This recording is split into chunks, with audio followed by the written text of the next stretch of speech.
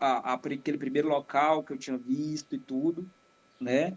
E o mais estranho, agora eu vou te contar dessa vida, o que que aconteceu, o que que foi que aconteceu além de eu ter revisto a Paula novamente como minha esposa, né? A época que eu vi era como se eu fosse depois eu estudando, né? A gente era um povo nórdico, né? Era um povo nórdico que estava em expansão. E depois eu vi que era mais ou menos ali o século I depois de Cristo, 100 anos depois de Cristo, né? Que meu povo ele estava em expansão ali para poder conquistar novos e depois eu consegui ver algumas figuras que aqueles soldados que me atacaram eram romanos. Inclusive eu tentei até pesquisei a língua e tal, né?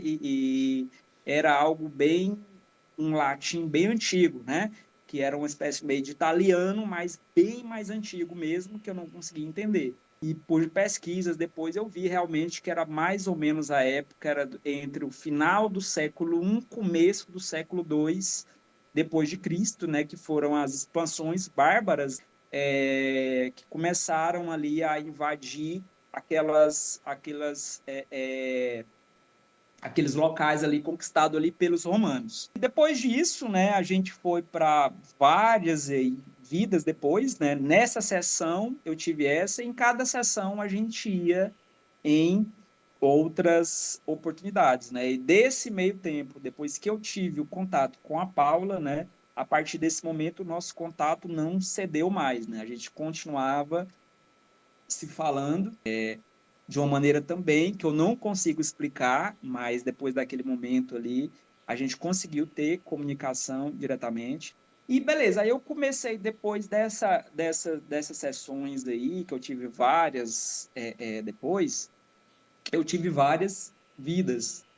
Foi do século I até uma antes agora, que o mais estranho é o seguinte, ela me levou em mais ou menos umas 5, 6 existências.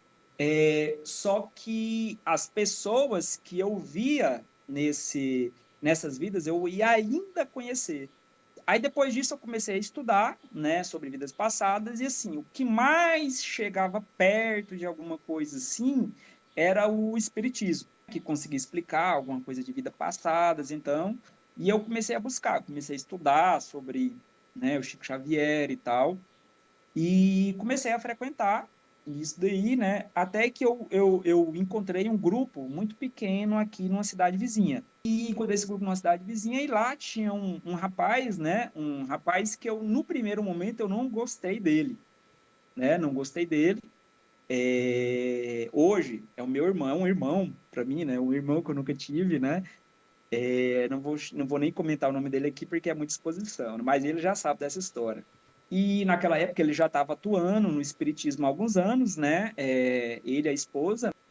E eu, no momento, rapaz, quando eu olhei para ele, eu não conseguia, eu não gostei daquele momento. E foi um dia que eu voltei para casa que eu tive um sonho, né?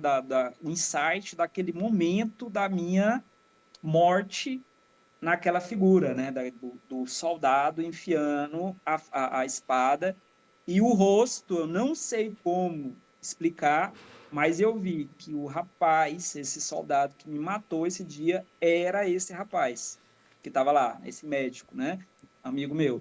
E aí eu comecei a entender o porquê que eu não gostei dele a partir desse primeiro momento. E depois a gente começou a conversar e tal, né? E em uma dessas conversas ele me falou, né, que ele tinha feito aí alguma regressão e descobriu que ele tinha sido um centurião romano, Olha, né?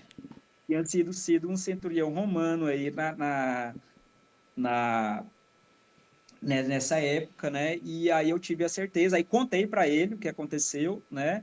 E a gente assim conseguiu aí juntar alguns pontos. Aí eu vi realmente que ele nessa época ele tinha realmente ali me matado. E hoje, e depois que a conversa veio, né? Aí a gente viu que aquele momento tinha ficado para trás. E depois eu descobri, né? Fui descobrir depois de algumas vidas que eu tive, né? E a gente teve algumas vidas juntos. Eu, ele, a esposa dele, inclusive a própria Paula também teve algumas vidas depois dessa, né? E eu vi que aquele primeiro momento que eu vi ele, foi o momento que eu me lembrei que ele tinha me matado. Mas a sensação de amizade foi ao longo de existências, né? Que a gente sempre ali viveu em alguma existência junto, né?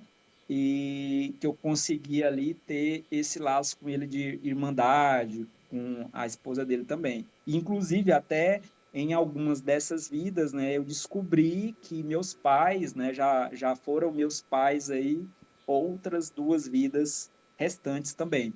E muita gente me pergunta, Leandro, mas como é que você sabe que essas pessoas que estão aqui hoje na sua vida passaram pelo seu momento? E eu sempre falo que os olhos são a janela da alma, né? Quando a gente está fazendo a regressão, a gente olha para o olhar da pessoa e o olhar é o mesmo.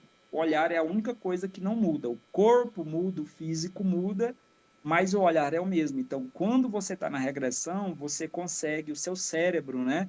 Como um grande computador aí, eu acho, né? Ele consegue fazer essa ligação. Ele mostra para você ali e ele fala para você, é fulano, é Beltrano. Todo mundo que faz a regressão consegue ter essa ligação. Ele vê a pessoa com um físico diferente, mas ele sabe que, qual é a pessoa que está aqui nesse momento. E depois disso, né, eu embrenhei aí pelo espiritismo, né, porque de certa forma a gente fica um pouco fragilizado.